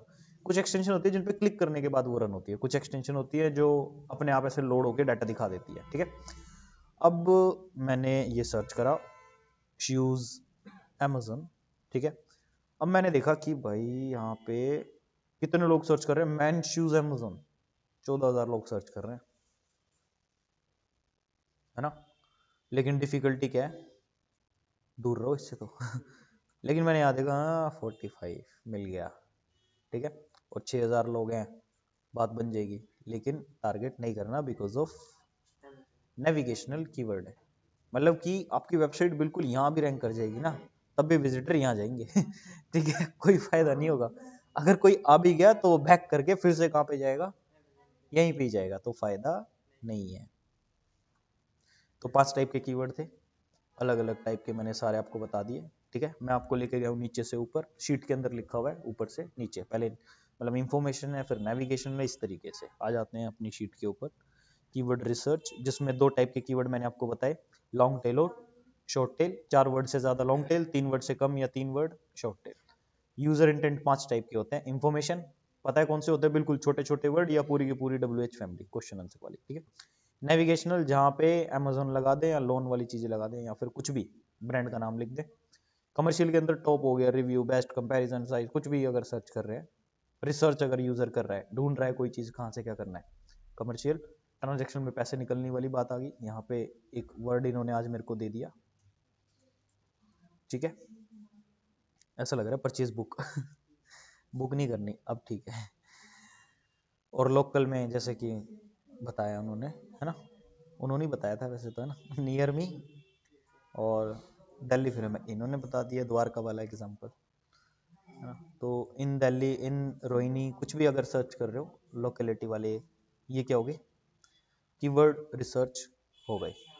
लेकिन कीवर्ड रिसर्च करते कहाँ से हैं, पढ़ तो लिया, इतने टाइप के लोग होते हैं, ये होता है, ज़्यादा से ज़्यादा सर्च वॉल्यूम होना चाहिए। सर्च वॉल्यूम क्या, महीने में उस वाले वर्ड को कितने लोग सर्च कर रहे हैं, है ना।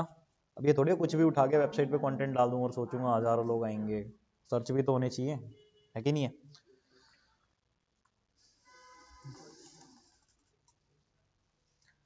उबर सजेस्ट पहला टूल किसका है, नील पटेल का। तो इसी की वेबसाइट पे पहले चलते हैं, इसकी क्रोम एक्सटेंशन भी, इसकी वेबसाइट भी है, ठीक है। वेबसाइट नील पटेल के नाम से ही है, स्लैश उबर सजेस्ट लगा दिया, डायरेक्टरी बना दी, ठीक है।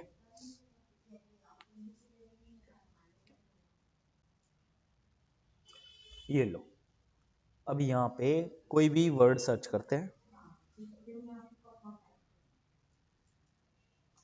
इंश्योरेंस,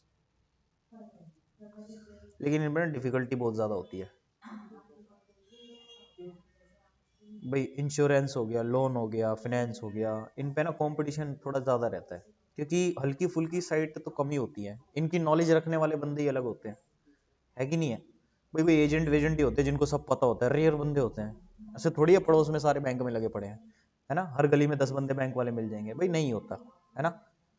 पूरे एरिया में बहुत कम ब्रांचेज होती हैं, ठीक है। बात करें तो जैसे ये रोड हो गया और सामने वाला रोड, यही बैंक है बस, ठीक है। कितने एम्प्लॉइज होंगे, 100-150 एम्प्लॉइज होंगे, और एरिया कितना बड़ा है ना, तो काफी कम लोग हैं, ठीक है। और अगर वो डाल रहे हैं कंटेंट तो फिर उनको बीट करना भी मुश्किल होता है ना। सारे ऑफिशियल बंदे ही रैंक हो रहे होते हैं, क्योंकि फ्रॉड साइट से लोग बचते हैं, वो दूसरी साइट पे विजिट करना भी थोड़ा कम ही पसंद करते हैं, ठीक है ना। मैं अगर आपसे बात करूं कि भाई मेरे को चेक करना है कि HDFC बैंक का मेरे को क्रेडिट कार्ड जो लेना है, वो मतलब कैसे क्या रहेगा, कौन सा मेरे लिए बेस्ट रहेगा, तो मैं HDFC की साइट को ही प्रेफर करूंगा, ठीक है। मैं दूसरी किसी साइट पे रिव्यू वगैरह चेक करने पे थोड़ा कम भरोसा रखूंगा, है ना, क्योंकि उस साइट पे मेरे को ज्यादा इन्फॉर्मेशन मिल सकती है, करेक्ट इन्फॉर्मेशन मिल सकती है।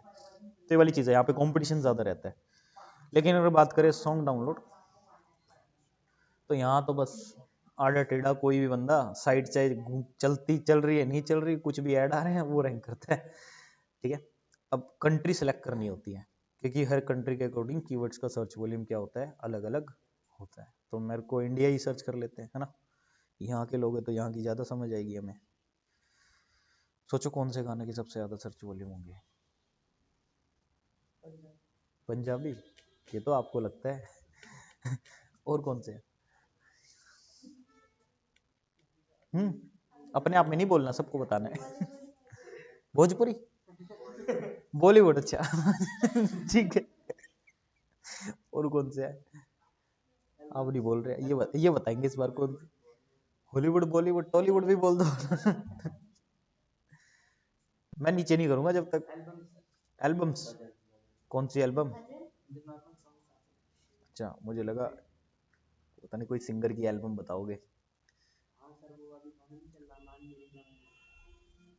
हाँ, टॉप उसमें आ रहा है, लेकिन ये डाटा अलग होता है। ठीक है, चलो ऊपर करते हैं। अब देखते हैं, सबसे पहले तो रिलेटेड में जाना है, ठीक है। रिलेटेड में जाने के बाद नीचे आके एक बार है ना आपको ये देखो, ठीक है। अब देखो, सजेशन में 430 कीवर्ड होंगे। देखो, आप जब भी कोई वर्ड सर्च करते हो उसके 4-5 ऑप्शंस दिखाता है कि सजेशन, जो टूल है आपको खुद सजेस्ट करेगा, ठीक है, कि उस कीवर्ड के और कौन कौन से कीवर्ड आप यूज कर सकते हो उसी से जो मिलते जुलते हैं। फिर रिलेटेड, उस कीवर्ड के अलावा या फिर उस कीवर्ड के ही और कौन कौन से ऑप्शंस आपके पास अवेलेबल, ये बहुत सारे होते हैं। रिलेटेड देख रहे हो, 6,17,000 है, सजेशन में 430 है। क्वेश्चन जो आपने सर्च करा है उससे रिलेटेड क्वेश्चन क्या सर्च कर रहे हैं, ठीक है। जैसे मैंने डिजिटल मार्केटिंग सर्च करा तो what is digital marketing search किया, ये क्वेश्चन हो गया। इस तरीके से प्रेपोजिशंस हो गया, कंपैरिजन हो गया। तो अब मैं ऊपर करता हूँ और देखता हूँ कि रिलेटेड में लोग क्या सर्च कर रहे हैं, ठीक है। देखो, सॉन्ग डाउनलोड फ्री, फ्री में MP3 गाने डाउनलोड करने हैं लोगों को। तो भाई ये तो हो गया कॉपीराइट वाला कंटेंट, है ना। मतलब बहुत वैसे प्लेटफॉर्म जैसे स्पॉटिफाई वगैरह ऐसे प्लेटफॉर्म्स हो गए, डाउनलोड कर सकते हैं लेकिन वो उसी में रहते हैं, ऑफलाइन डाउनलोड नहीं होते, है ना। ऑफलाइन कहाँ से मिलते हैं, वेबसाइट्स पे जाके, ये वाली चीज है। तो सर्च वॉल्यूम कितना है, ये महीने का है। हर महीने कितने लोग सर्च करते हैं, 1.2 मिलियन लोग सर्च करते हैं। डिफिकल्टी की बात करें, देखो SEO डिफिकल्टी, देखो CPC और पेड डिफिकल्टी, इन पे नहीं जाना। 4 ऑप्शन हमें दिख रहे हैं। वॉल्यूम, महीने में कितने लोग सर्च कर रहे हैं। CPC, कॉस्ट पर क्लिक, ये एड्स का है, ये हम गूगल एड में देखते हैं, यहाँ पे देखने का फायदा नहीं है। पेड डिफिकल्टी, ये भी नहीं देखना, ये भी एड्स का है। SEO डिफिकल्टी, एक SEO डिफिकल्टी, वॉल्यूम, ये देखो, ये 100 में से होती है। ये 44 दिखा रहा है कितने में से, 100 में से, ठीक है। और इसको समझना पड़ता है। जैसे समझने का क्या मतलब है, 0 से 35 वाले इजी होते हैं, 36 से 59 वाले इतने होते हैं मीडियम, 70 से 100 वाले हार्ड होते हैं। अगर मैं अब चाहूं तो अपनी मर्जी से सर्च कर सकता हूं कि फ्रॉम और टू, समझ रहे हो ना, इतने से इतने वाले दिखा दो। जैसे 0 से 35 वाले इजी होते हैं, ठीक है, और ये मीडियम होते हैं। चलो इजी वाले ही देख लें, मन करे तो, ठीक है। तो मैंने क्या करा, इजी पे ही क्लिक कर दिया। अब ये आगे ग्रीन ग्रीन यहाँ पे ना, वैसे तो ऑरेंज रहता है, 35 जाती, डिफिकल्टी थोड़ी सी बढ़ जाती है। अब देखो, सॉन्ग डाउनलोड तमिल, अरे तमिल जीत गया। तमिल पे डिफिकल्टी कम है, वैसे नहीं जीते, इस पर डिफिकल्टी कम है और सर्च वॉल्यूम इसका बहुत ज्यादा है। 1,62,000 लोग सर्च करते हैं, जिसमें से 28, 100 में से 28 इजी, इजी टू रैंक कर सकते हैं। तमिल, ये भी तमिल है। अच्छा, 1,65,000 प्लस 1,65,000, 3 लाख, कितने चले गए, 6 दूनी 12, 3,30,000 चले गए ऑलमोस्ट। सॉन्ग डाउनलोड MP3 यार सारे तमिल तेलुगु, तमिल तेलुगु है ना, शायद मिलते नहीं इतनी जल्दी डाउनलोडिंग वाले, इसलिए कंपटीशन क्या है, कम है ना। एक होता है ना सबको मिल जाए ये सॉन्ग इस लैंग्वेज, मिलते नहीं है ना। जैसे कुछ डब्ड मूवीज होती हैं, वो मिलती नहीं है ना। कोई नया पार्ट आया हिंदी डब्ड में ढूंढ रहे, मिल ही नहीं रहा, कुछ ही साइट्स पे वो अवेलेबल है, तो वहां पे कंपटीशन कम हो जाता है। पंजाबी न्यू सॉन्ग, ये पंजाबी वाले, अच्छा ये कौन सा कम है, 74,000 सर्चेज हैं और 27 वो है, ठीक है। RRR मुझे नहीं पता ये क्या है, मूवी है, हाँ RR सॉन्ग डाउनलोड ना, song down. KGF 2 song download, ये LV सॉन्ग, अरे पूरा ही लिख दो ना, LV क्या लिख रहे हो। DJ श्री वाली, नो लो सॉन्ग भोजपुरी, मिल गया। भोजपुरी, भोजपुरी, हैप्पी बर्थडे, अलग अलग चीज, मतलब पता चल गया। देखो सारे ग्रीन ग्रीन है, इजी डिफिकल्टी 50-50, हाँ वो भी कर सकते हैं, लेकिन सर्च वॉल्यूम कितना है ना, वो भी तो देखो।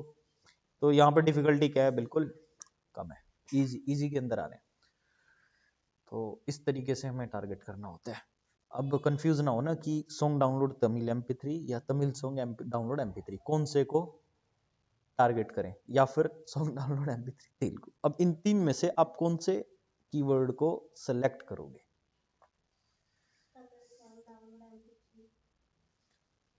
हम इसको सेलेक्ट करेंगे बिकॉज ऑफ डिफिकल्टी क्या है इसकी, कम है, और सर्च वॉल्यूम भी क्या है, ऑलमोस्ट बराबर है। तो कीवर्ड सेलेक्ट करना आ गया, ठीक है, तो ये हो गया हमारा कीवर्ड सिलेक्शन। ये था कौन सा टूल, उबर सजेस्ट। उसी तरीके से नील पटेल का ही एक और टूल है आंसर द पब्लिक, बट ये यूज होता है सिर्फ क्वेश्चन वगैरह फाइंड करने के लिए, टॉपिक्स फाइंड करने के लिए, not for all the keywords. ठीक है, नहीं यूट्यूब के लिए भी सही नहीं है। देखो मैं दिखाता हूँ ये काम कैसे करता है, फिर आप लोगों के ज्यादा समझ में आएगा। टॉपिक्स मिल जाते हैं। डिजिटल मार्केटिंग, ठीक है, इंडिया इंग्लिश कोई दिक्कत नहीं है, सब बढ़िया चल रहा है। सर्च करने के बाद ये ऐसे पूरा एक गोला सा बना देगा। अरे ये क्या हो गया, हाँ देखो लोड होने में टाइम लगता है थोड़ा। ठीक है, ये देखो डिजिटल मार्केटिंग में हाउस से रिलेटेड लोग क्या जानना चाह रहे हैं, व्हाट से रिलेटेड लोग क्या जानना चाह रहे हैं, ठीक है, वैन से रिलेटेड लोग क्या जानना चाह रहे हैं, वेयर से, विच से, और इस तरीके से लोग क्या जानना चाह रहे हैं। ये एंड नहीं होता है, यहाँ पे और भी हमें मिलते हैं देखने को, इसके अलावा और भी देखने को मिलते हैं, इसके अलावा और भी देखने को मिलते हैं, ए से लेकर जेड तक। ठीक है, बट यहाँ पे जो सर्च वॉल्यूम में डिफिकल्टी होती है वो ये शो नहीं करता। अगर आपको चेक करनी है तो यहाँ से क्या करना है, ऐसे कॉपी कर लेना कंट्रोल सी, और जाके उस टूल के अंदर चेक कर लेना। ध्यान में रखना तीनों में सिर्फ 3 ही सर्चेज होते हैं दिन के, एक बार सर्च करा, 2 बार सर्च करा, तीसरी बार सर्च करा, चौथी बार किसी और के डिवाइस में यूज करना फिर। ठीक है, या फिर एक वाईफाई से 3 सर्च हो गया तो फिर खत्म किस्सा। ये रहता है, दिन में 3 ही सर्चेज देता है। अगला टूल मेरे पास आता है LSI कीवर्ड।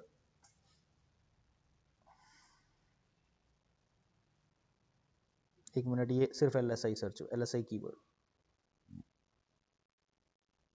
अब आ गया लाइट सोर्स इंटरनेशनल LLP।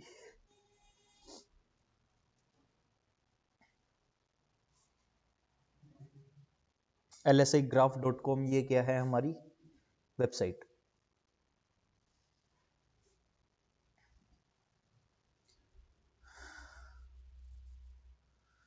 ठीक है, जैसे कि आप देख सकते हैं साइट कुछ इस तरीके से दिखाई दे रही है। साइट लोड बहुत ज़्यादा ले रही है पहली बात, और इससे भी नई बात, इन्होंने फ्री में सर्च करना बंद कर दिया ठीक है, इसको काट देते हैं। फ्री में जो सर्च कर सकते थे अब वो अवेलेबल नहीं है। ठीक है, अब इसके अलावा हमारे पास और भी टूल आते हैं। सैमरश हो गया, ठीक है, गूगल कीवर्ड प्लानर हो गया। तो मैं गूगल कीवर्ड प्लानर पहले दिखा देता हूँ।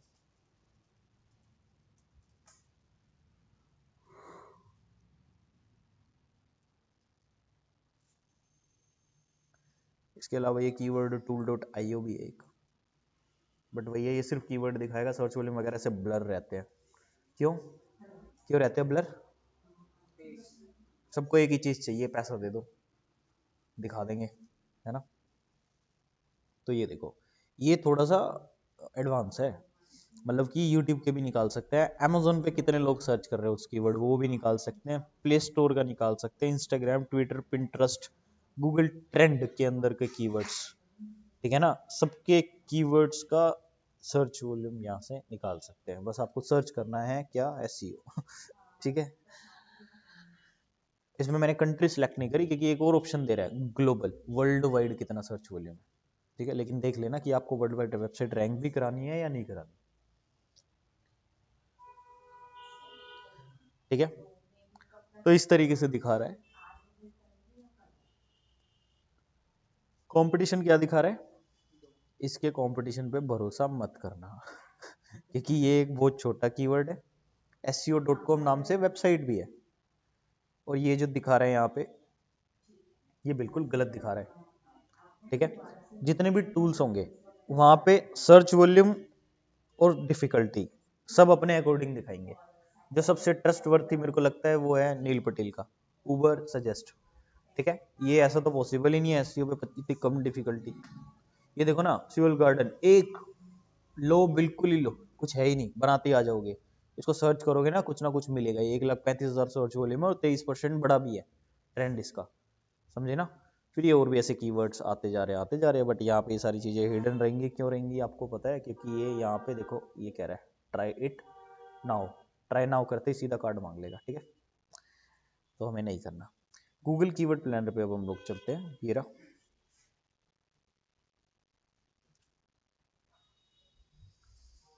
ठीक है, go to keyword planner, but sign in कर लेना तो ज़्यादा अच्छा रहेगा। आप लोग साइन अप कर लेना अगर अकाउंट नहीं बना हुआ, कुछ नहीं है, गूगल से ही साइन अप हो जाएगा, ठीक है।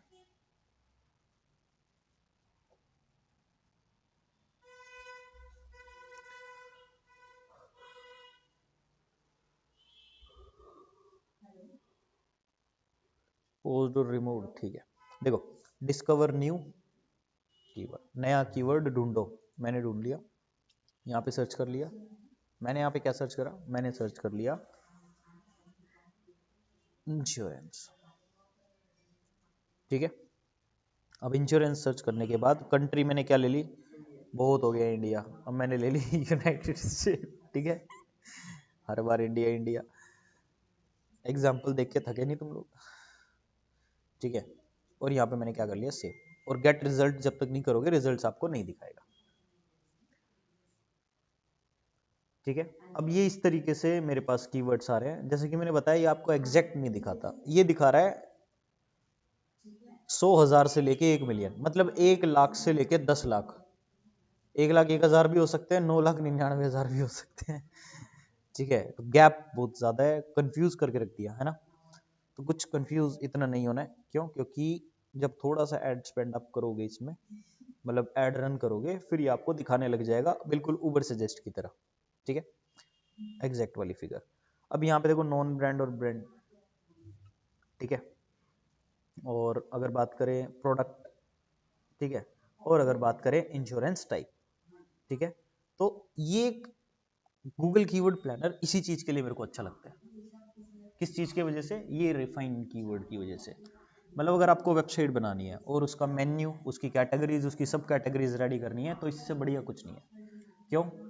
अब भाई आप इंश्योरेंस की वेबसाइट बना रहे हो, मान लो कौन कौन सी कंपनीज इंश्योरेंस वाली, सबकी लिस्ट है आपके पास, कितने टाइप के इंश्योरेंस होते हैं उसकी लिस्ट है, कौन से प्रोडक्ट जिनकी इंश्योरेंस होते हैं उसकी लिस्ट है, नहीं है। तो स्टार्टिंग में दिमाग लगाना पड़ेगा, ढूंढना पड़ेगा, अलग अलग वेबसाइट्स को देख के उनका कॉपी करना पड़ेगा थोड़ा, कि इसका ऐसा है मैं भी ऐसा बना लूँ। लेकिन गूगल कीवर्ड प्लानर में सारा दिखा देगा, कौन कौन सी ब्रांड्स, कंपनी कौन कौन सी है जो इंश्योरेंस प्रोवाइड कराती है। यहाँ पे 21 मोर का ऑप्शन है, ठीक है। और इसके बाद गलत जगह क्लिक हो गया, कोई नहीं, छोड़ो। प्रोडक्ट है, प्रोडक्ट में भाई कोर कौन सा, कार हो गया, ऑटो हो गया, होम हो गया, टर्म इंश्योरेंस, मोटर, मतलब जो 4 और है। इंश्योरेंस टाइप, किस किस टाइप के इंश्योरेंस होते हैं, ठीक है, हेल्थ वेल्थ, और मतलब बहुत सारे हैं इंश्योरेंस में, बिजनेस और रेंटर्स, एस्टिमेट में, अदर्स में। तो ये क्या हो गया, आपको कैटेगरीज ऑटोमेटिकली पहले इसने डिवाइड करके दे दी, इसीलिए मैं इसको क्या कर लेता हूँ, यूज़ कर लेता हूँ, मतलब यही देखने के लिए कि वेबसाइट में कौन सा पार्ट कहाँ पे आएगा, कौन सी चीज़ किसके अंडर में आएगी, ठीक है। कितनी कंपनीज हैं, कितने ब्रांड्स हैं, कितने कीवर्ड्स हैं, कितने टाइप्स हैं, वो सारा यहाँ पे मिल जाएगा। चाहे आप शूज़ डाल दो, चाहे इंश्योरेंस डाल दो, चाहे मार्केटिंग डाल दो, कुछ भी डाल दो, सब आ जाएगा, ठीक है। अच्छा, अब हम बात करते हैं कि यहाँ पे देखो ये क्या जा रहा है, top of page build low range. ये लो रेंज है कि कम से कम कितना देना पड़ेगा एक क्लिक पे, 455। मतलब अगर कोई ऐड चला रहा है तो एक क्लिक पे कितना देना पड़ेगा, कम से कम 455 रुपये, ठीक है। अब 455 रुपये एक क्लिक का, और मैक्सिमम कितना है, इसको मैं क्लिक करूंगा तो ये डिसेंडिंग ऑर्डर में लग जाएगा।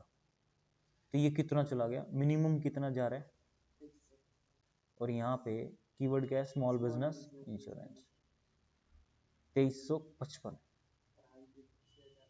6,000 रुपये एक क्लिक का, ठीक है। अब क्या होता है कि ऐड जो आते हैं वो डिस्प्ले ऐड भी आते हैं, ठीक है। डिस्प्ले ऐड कौन से, अगर मैं अपनी साइट खोल के आप लोगों को दिखाऊं, ठीक है, इसमें ना यहाँ पे ये ऐड आ रहेगा, लोड हो रही है साइट, जैसे ही लोड कंप्लीट हो जाएगी सीधा यहाँ पे क्या आ जाएगा, ऐड आ जाएगा। अगर इस ऐड पे कोई क्लिक करता है तो ये जो वैल्यू आप देख रहे हो यहाँ पे, कहाँ पे, गूगल कीवर्ड के अंदर, कि कितना एक क्लिक का बंदा पे करेगा, ठीक है। 2,355 अगर इस कीवर्ड के लिए रैंक हो रही होता, वो कीवर्ड मतलब ये जो ऐड होता उस कीवर्ड वाला होता, तो 60%, मेरे को मिलता, 40% गूगल को जाता। मतलब ये गूगल एडसेंस मेरी वेबसाइट पे लगा हुआ है, इस ऐड पे जैसे ही क्लिक 60% किसको मिल जाएगा, मेरे को मिल जाएगा। मतलब 2355.35 का 60% कितना हो गया, 6 दूनी 12 लगा लो, है ना।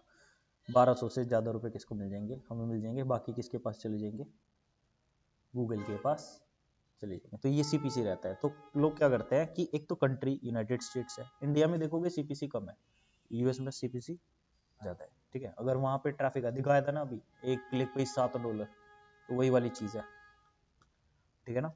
ज़्यादा भी आ जाते हैं कई बार और कम भी हो जाते हैं। तो यहाँ से इनकम जनरेट होने के चांसेस होते हैं, ठीक है। चांसेस क्या होते हैं, देखो किस तरीके से होती है, मैं दिखा देता हूँ। अभी तो थोड़ा वही है, धंधा मंदा है क्यों, न्यू ईयर ने हमारी ले ली, वो वाली चीज़ है। अब यहाँ पे ये क्या दिखा रहा है, लास्ट पेमेंट कितनी हुई है, $209, ये $209, ठीक है। अभी जो होएगी वो कितनी होएगी, $220। इस महीने में कितने दिन हुए, आज तीसरा दिन है, और हमारे को दूसरा दिन नहीं है, तीसरा है। कहाँ सो रहे हो चलो ठीक है। इनकम कितनी होगी है, $7। महीने के एंड तक ये भी कितना हो जाएगा, 200 प्लस चले जाएंगे, ठीक है। तो डॉलर टू आईएनआर करने में हमारा कुछ जा रहा है, कुछ नहीं जा रहा है। और डॉलर टू आईएनआर में 220 लिखने में भी हमारा कुछ नहीं जा रहा है। नहीं, ये तो देखो ज्यादा हो गया इसमें चला जाएगा।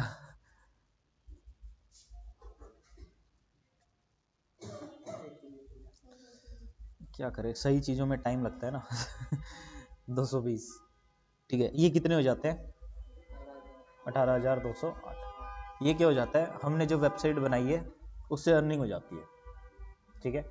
और ये ऐसी हर महीने होती रहती है, ठीक है। मतलब एक एवरेज इनकम जो किसी भी छोटी मोटी जॉब में आपको मिल जाती है, ठीक है। ये कहाँ से मिल जाएगी, ये घर बैठ के काम करने से, अपनी वेबसाइट पे काम करने से इनकम आपकी हो जाएगी, ठीक है। इसके अलावा और भी साइट्स है, जैसे कि अगर एक और एग्जांपल दिखाएं।